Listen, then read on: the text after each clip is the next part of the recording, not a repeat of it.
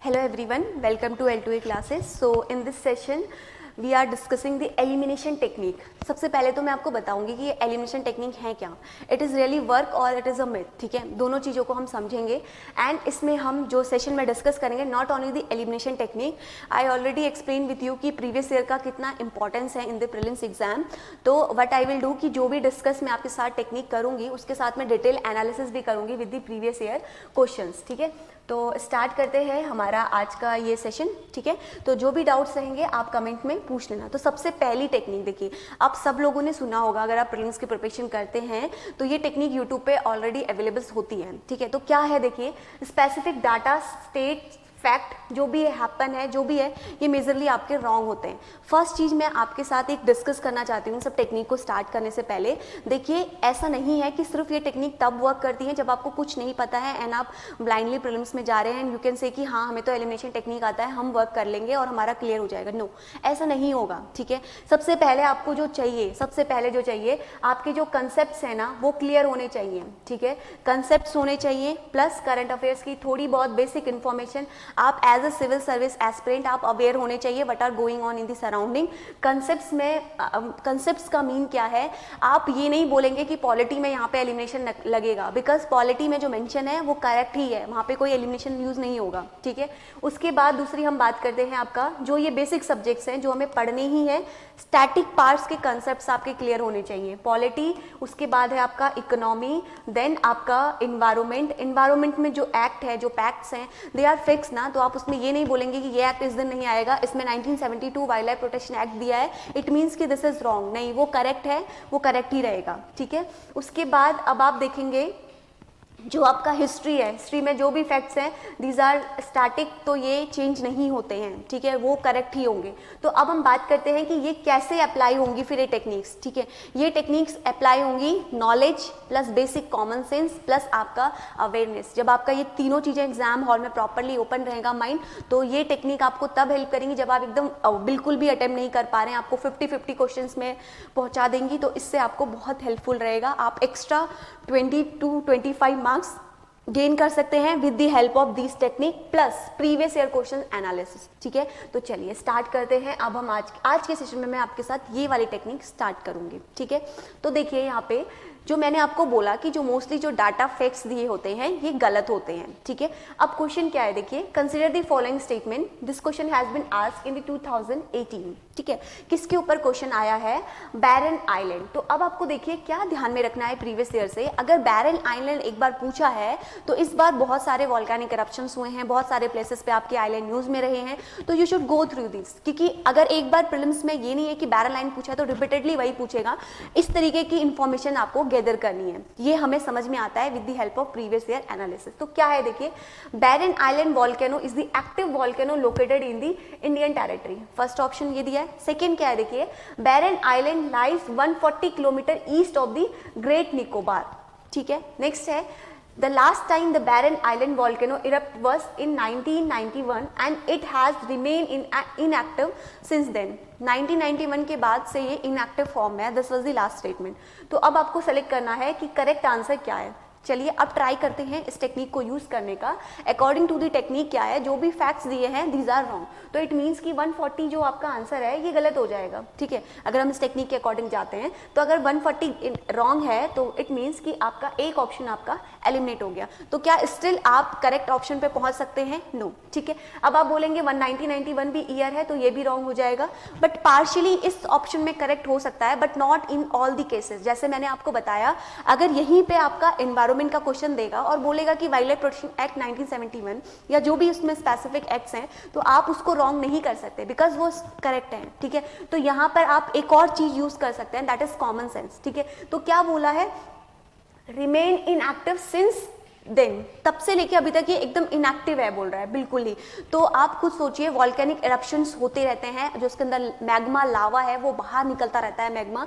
तो ऐसे बहुत सारे एक्टिव वॉल्केनोज हैं जो कि इरप्शन होता रहता है हल्का हल्का एवरी ईयर्स. तो एवरी ईयर्स कुछ टाइम पीरियड के बाद अलग अलग तरीके के वॉल्केनोज होते हैं, डॉर्मेट, एक्सटिंक्ट, तो हम पढ़ते हैं इसको ज्योग्राफी में स्टैटिक सेक्शन में, तो वहाँ से हम इस क्वेश्चन का आंसर कर सकते हैं। इट मीन्स कि third verse is also wrong. तो अगर आप थर्ड को एलिमिनेट कर देते हैं तो you can directly reach the answer, that is D, 1 only is the correct answer. ठीक है, अगर आपको ये भी पता है लास्ट वाला ऑप्शन भी, आप अगर ध्यान से इसको पढ़ेंगे तो आप अगर थर्ड को एलिमिनेट कर देते तो आप डायरेक्टली इसका आंसर में पहुंच जाते without any depth knowledge of Barren Island की क्या है, ये कैसा है। ठीक है, अब ये इसको हम डिटेल में समझते हैं कि ये है क्या एक्चुअली। ठीक है, तो सबसे पहले तो you should know the location की कहाँ पर लोकेटेड है। दिस वन इज इंडिया, ये हमारी प्यारी सी कंट्री इंडिया है। यहाँ पर आएंगे, ये है हमारा बैरन आइलैंड। क्लियर, यहाँ पे लोकेटेड है। अगर हम इसके जस्ट ऊपर जाएंगे तो आपको एक और वो देखने को मिलेगा, नेक्रोडम आइलैंड। इसको पहले समझते हैं, देखिए इस फ्लो चार्ट की हेल्प से। देखिए आइलैंड में यहाँ पे आपके लक्षद्वीप, लक्षद्वीप में कोरल आइलैंड्स हैं आपके। ये भी पूछा गया है इनको कौन से चैनल जो है एक दूसरे को सेपरेट करते हैं। तो यहाँ पर देखिए मिनिकॉय, मिनिकॉय आपका है कोरल आइलैंड। तो इन दोनों को जो है यहाँ पे, इन दोनों के बीच में कौन सा चैनल है, 9 डिग्री चैनल इज लोकेटेड। तो अगर हम नीचे आएंगे मालदीव्स में तो इन दोनों के बीच में आपका 8 डिग्री चैनल। ठीक है, अब यहाँ पर आइए ग्रेट अंडमान। तो ग्रेट अंडमान आपका 3 पार्ट्स में डिवाइडेड है, नॉर्थ अंडमान, फिर आपका मिडिल अंडमान एंड लास्ट है आपका साउथ अंडमान। तो अगर हम नॉर्थ अंडमान की बात करें तो यहाँ पर आपको एक्सटिंक्ट वॉल्केनोज मिलेंगे, ठीक है, जो खत्म हो चुके हैं। अगर हम मिडिल अंडमान में आएंगे तो यहाँ पर लोकेटेड है हमारे डॉर्मेट वॉल्केनोज। डॉर्मेट वॉल्केनोज क्या होते हैं, जो कुछ टाइम पीरियड के लिए इनएक्टिव रहते हैं एंड उसके बाद फिर आपके एक्टिव होते हैं, उसको हम बोलते हैं डॉर्मेट। और एक्सटिंक्ट तो आप वर्ड से ही समझ रहे होंगे, इट मीन्स कि दे आर कंप्लीटली एक्सटिंक्ट। तो यहाँ पे आपके आते हैं नेक्रोडम आइलैंड, और यहाँ पे आपका एग्जांपल है बैरन आइलैंड। तो बैरन आइलैंड किस टाइप के उसका एग्जांपल है, दैट इज डॉर्मेट आइलैंड। अगर आपने स्टैटिक पार्ट्स को अच्छे से करा है तो आप तब भी समझ सकते हैं कि कुछ टाइम के बाद ही एक्टिव होते हैं। On the basis of this information you can also eliminate the options. ठीक है, अगर हम लिटिल अंडमान में आते हैं, यहाँ पे आपको एक पास देखने को मिलेगा, डनकन पास। उसके बाद हम नीचे आएंगे लिटिल अंडमान, तो ग्रेट अंडमान, और फिर नीचे है आपका Nicobar. This question has been asked कि 10 डिग्री चैनल किसको सेपरेट करता है, ये प्रीवियस ईयर में पूछा गया है। तो अगर हम लास्ट पॉइंट देखें तो इंडिया के मैप का वो है हमारा Indira point. Indira point is the last point. Clear, तो ये हमने थोड़ा सा आइलैंड देखा। अब मूव करते हैं आगे की तरफ। ये देख सकते हैं आप किस तरीके से ये कुछ टाइम पीरियड के लिए लाइक ये इनएक्टिव रहते हैं, डॉर्मेट फॉर्म में रहते हैं, और धीरे धीरे जब अर्थ में चेंजेस आते रहते हैं तो इनका जो अंदर का मैग्मा है वो लावा के फॉर्म में आपका बाहर निकल के इरप्ट करता है। ठीक है, तो चलिए अब आगे को मूव करते हैं। देखिए नेक्स्ट है, इसके बारे में समझते हैं कि व्हाट इज बैरन आइलैंड। तो बैरन आइलैंड की अगर हम बात करें तो इंडिया का ओनली एक्टिव वॉल्केनो है जो अभी बिकम एक्टिव अगेन, कुछ टाइम पहले फिर से एक्टिव हुआ था। कितने साल तक के लिए डॉर्मेट था, 150 years. Barren Island volcano has erupted in 1991 and since then it is showing sporadical activities. Now it is erupting in a small episode of 5 to 10 minutes. ऐसा नहीं है कि जैसा ये पहले इरप्ट करता था एकदम कंप्लीट तरीके से इरप्शन होता था, उस तरीके का नहीं है। ये 5 to 10 मिनट्स के लिए आपका इरप्ट हुआ, उसके बाद आपका नॉर्मल कंडीशन में पहुंच गया। ठीक है, it is claim that the volcano is erupting in the rising magma form depth in the mantle due to the melting of the subconductant Indian ocean crust. तो आपको पता है दिस इज द अर्थ का structure. ठीक है, crust, outer layer is the crust, उसके बाद आपकी आती है next one is mental and inner में आपका होता है कोर। ठीक है, तो ये हम सब ने पढ़ा है, बेसिक पे आपका कोर होता है।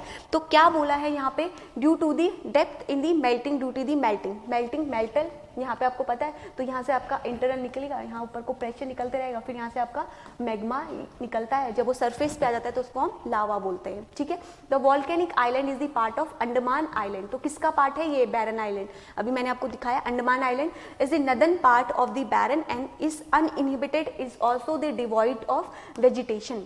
ठीक है, वेजिटेशन के लिए भी आपको पता है यहाँ पे अलग अलग तरीके के वेजिटेशन, अलग अलग तरीके के वो भी ग्रोथ करते हैं, जो ये बाद में ठंडा हो जाता है। यहाँ पे अलग तरीके की सॉइल्स बनाते हैं, हम लोग सॉइल में भी पढ़ते हैं। चलिए अब देखते हैं नेक्स्ट क्वेश्चन की तरफ। Next question is again the same concept. क्या क्वेश्चन है, with reference to the ocean mean temperature OMT which of the following statement is are correct. OMT के रिगार्डिंग में कौन सा स्टेटमेंट इसमें से करेक्ट है। This question has been asked in the 2022 exam. ठीक है, तो समझते हैं। देखिए OMT is measure up to the depth of 26 Celsius isothermal which is 129 metre in the southern western Indian ocean during January to March. Second है, ocean mean temperature collected during the January March can be used as the ascending whether the amount of rainfall in the monsoon will be less or more than a certain long term mean. ठीक है, आप देखिए options आपके सामने mention है, तो अगर हम मूव करें सेम टेक्निक पे तो उसके अकॉर्डिंग क्या है, इन्फॉर्मेशंस गिवन आर रॉन्ग। ठीक है, तो फर्स्ट ऑप्शन आपका एलिमिनेट हो जाएगा। तो फर्स्ट ऑप्शन जैसे ही एलिमिनेट होगा तो बोथ 1 एंड 2 भी आपका इनकरेक्ट हो जाएगा। यही मैं आपको एक्सप्लेन करना चाह रही थी कि जब हम इन टेक्निक का यूज़ करते हैं तो you can reach the 50-50 option, जहाँ पे आप एकदम ब्लैंक हैं, आप 50-50 तक पहुँचने में हेल्प कर देंगे। Now apply your knowledge and you can find the correct answer. ठीक है, चलिए अब हमारे पास 2 ऑप्शन बचते हैं, that is 2 only and neither 1 and 2।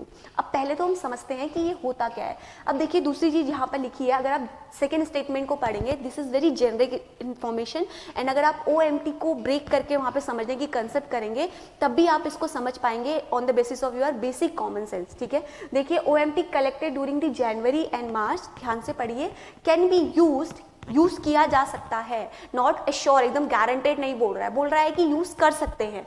In asserting whether the amount of rainfall in monsoon will be less or more than the certain long time period, it can be possible if you can read this statement 1 and 2 time, you can see कि एक generic statement बता रहा है कि ऐसा हो सकता है। ठीक है, चलिए फिर भी हम और एनालिसिस करेंगे इसको जो हमने डिस्कस किया है। देखिए यहाँ पे किस तरीके से वेदर का जो फिनोमिना है, एनुअल मीन जो टेम्परेचर है, SST सी सरफेस टेम्परेचर जो है डिग्री सेल्सियस में, ये किस तरीके से चेंज हो रहा है, किस तरीके से अलग अलग जगह पे आपको दिखाया गया है। पहले इसको हम समझते हैं ये होता क्या है।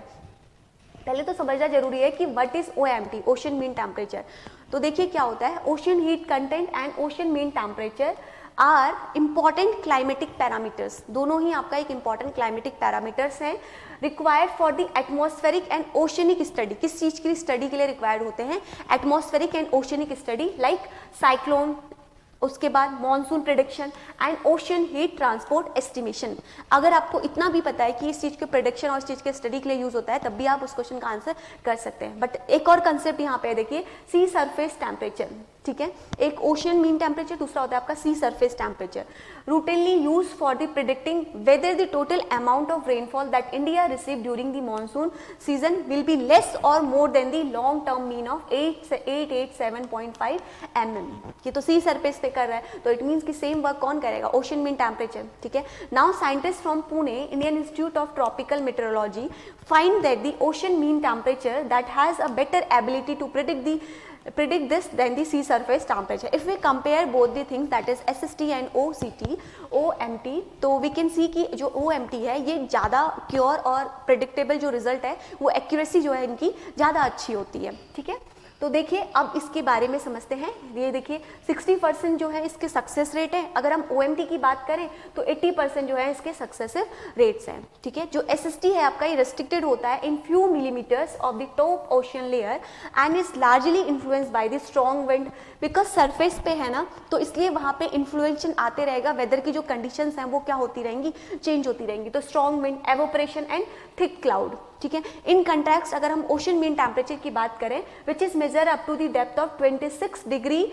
Isothermal is more stable and consistent and the special spread is also less. ठीक है, the 26 degree isothermal is seen as the depth varying from the 50 to 100 metre. अगर हम during the January March the mean 26 degree Celsius is isothermal depth in the south western Indian monsoon in 59 metres. ठीक है, तो यहाँ पे हमने detail analysis किया इस क्वेश्चन का।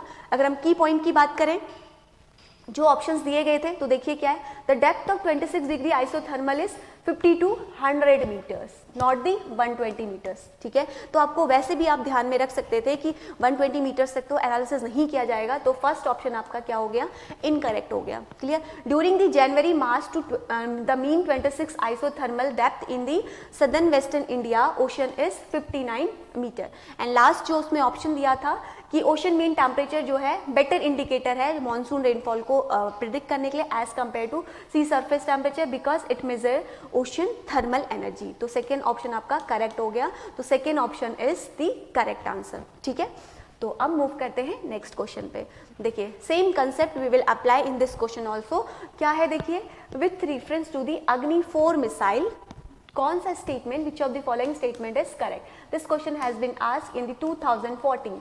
तो अब ध्यान में रखना है कि अगर अगेन फिर से ये पूछ सकते हैं, बिकॉज अग्नि मिसाइल जो है वो न्यूज़ में रहती है। तो अभी तक अग्नि की 4 ही सीरीज नहीं आई है, अग्नि का आगे भी प्रोसीजर हो चुका है। तो ये उस समय क्वेश्चन पूछा गया था 2014 में, उस समय यही तक इसका डेवलपमेंट हुआ था। तो अब मैंने आपको क्या बताया कि जो स्टेटमेंट हैं, जो फैक्ट्स हैं, these are wrong. It means कि हमारे according third statement should be wrong. तो थर्ड स्टेटमेंट अगर हम रॉन्ग करते हैं तो हमारा 1 ऑप्शन बचता है। तो देखते हैं क्या ये करेक्ट है या नहीं है। It is a surface to surface missile. Second है, it is fuelled by the liquid propellant only. अगर आपको इतना भी पता है कि सिर्फ लिक्विड प्रोपेलेंट ही नहीं होता है ओनली, तो भी आप इस ऑप्शन को कर सकते हैं। आप 2 ऑप्शन को एलिमिनेट इजीली फिर भी कर सकते हैं। तो 2 ऑप्शन आपके पास बचते हैं। अब देखिए क्या है, it can deliver 1 ton nuclear warhead about 7500 kilometre away. ठीक है, अब इसका आंसर तो यहाँ पे एक्सप्लेन कर दिया, but we can go into the depth of Agni 4 की ये क्या है। देखिए सबसे पहले कि ये हैं क्या, ये अग्नि मिसाइल्स हैं क्या।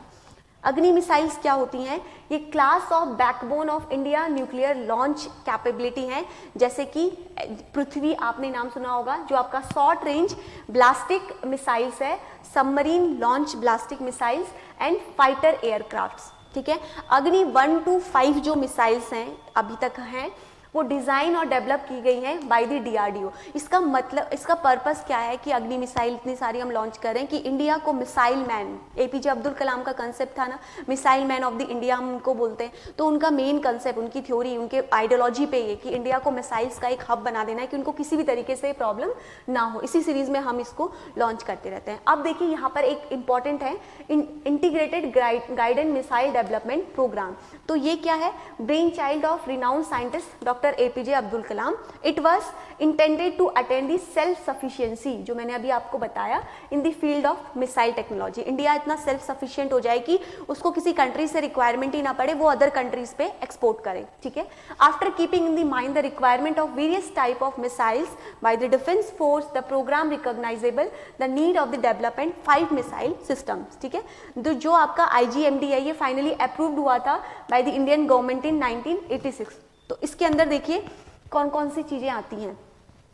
It brought together the country's scientific community, academic institutions, research and laboratory, industry and the 3 defense services in giving the shape of strategy indigenous missile systems। देखिए यहाँ पे क्या क्या इसके अंदर अभी तक डेवलप करी जा चुकी हैं। यू कैन रीड दिस और इसको ध्यान से देखना है, बिकॉज यहाँ से क्वेश्चन आता है। सबसे पहले पृथ्वी के फीचर्स में आएगा, जैसे अभी क्वेश्चन पूछा गया है। Short range surface to surface ballistic missile है कि क्या है। सेकेंड है अग्नि क्या है, intermediated range surface to surface ballistic missiles. फिर है Trishul again is short range low level surface to air missile.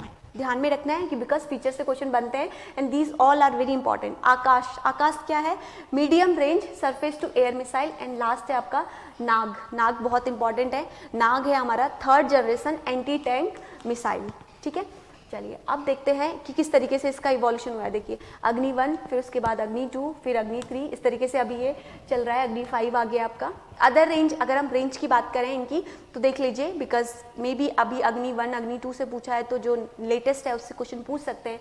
तो अग्नि 1 की रेंज जो है वो 700 से 800 किलोमीटर है, अग्नि 2 की 2000 किलोमीटर है, अग्नि 3 की 2500 किलोमीटर है, अग्नि 4 जो है उसकी 3500 किलोमीटर है और can be fire from the road mobile launcher से भी ये किया जा सकता है। और अग्नि 5 जो है ये लॉन्गेस्ट एंड दी अग्नि सीरीज है एंड इंटर कॉन्टिनेंटल ब्लास्टिक मिसाइल है with the range of over 5000 kilometre. तो अग्नि 5 अभी न्यूज़ में आया था, तो आपको अग्नि 5 के बारे में जानना जरूरी है, यहाँ से क्वेश्चन बन सकता है। ठीक है, अब देखते हैं कि देखिए किस तरीके से डेवलपमेंट हुआ है अलग अलग सीरीज पे। अग्नि 1 अग्नि 2 आपको देखने को मिल रहा है। अब देखिए यहाँ पे अग्नि 5 का जो है टेस्ट किया गया था, हमने कुछ टाइम पहले पढ़ा था। ऑपरेशन रेंज इसकी कितनी थी, लेंथ क्या है, तो यहाँ पे एक बार आप इसको गो थ्रू कर लेना, because we have already discuss this article. ठीक है, चलिए अब देखते हैं अग्नि 5 अग्नि 6 क्या, इसको बारे में अभी आया नहीं है, जब आएगा तब हम इसको डिटेल में करेंगे। ठीक है, चलिए अब एक और क्वेश्चन की तरफ जाते हैं, सेम कंसेप्ट पे। क्या है,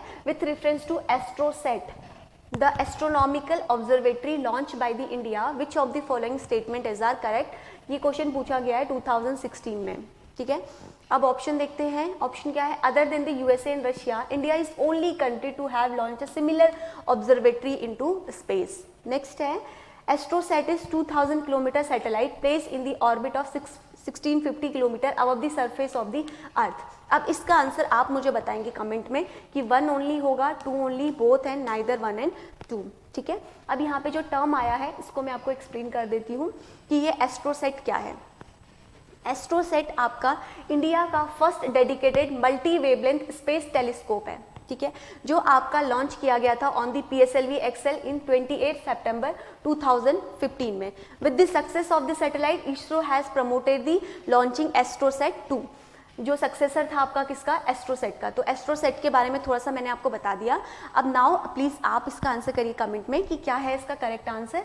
तो अब हम यहाँ पे हमने इतने कुछ क्वेश्चंस डिस्कस किए, तो ये आपको आई होप समझ में आए होंगे कि कैसे एक बेसिक ट्रिक का हम लोग इस्तेमाल करके, यूज़ करके कैसे हम कुछ क्वेश्चंस को सॉल्व कर सकते हैं। तो please try to answer. And आने वाली ऐसी सीरीज़ में हम और भी बहुत सारे कंसेप्ट को समझेंगे। सो मिलते हैं नेक्स्ट सेशन में।